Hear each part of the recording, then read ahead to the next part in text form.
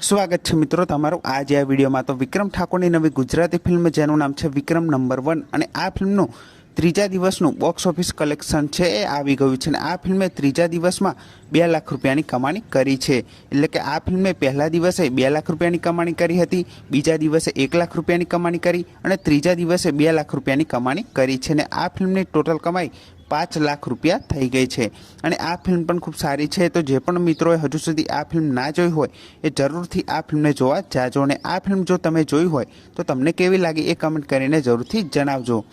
અને આ box office collection ખાલી મલ્ટીપ્લેક્સ સિનેમાનું છે અને આ ફિલ્મે સિંગલ સ્ક્રીન થિયેટરમાં પણ સારી કમાણી કરી હશે। તો આ ફિલ્મ વિશે તમારું શું કહેવું છે એ કમેન્ટ કરીને જરૂરથી જણાવજો અને જે પણ મિત્રોએ હજુ સુધી આ ફિલ્મ ના જોઈ હોય એ જરૂરથી આ ફિલ્મને જોવા જાજો। બાકી આ ફિલ્મ ખૂબ સારી ચાલી રહી છે અને સારી કમાણી કરશે। તો આ વિડીયો ગમ્યો હોય તો વિડીયોને જરૂરથી લાઇક કરી દેજો, ચેનલ પર ન હોય તો ચેનલને જરૂરથી સબસ્ક્રાઈબ કરી દેજો। તો ફરી મળીએ નવા વિડીયોમાં।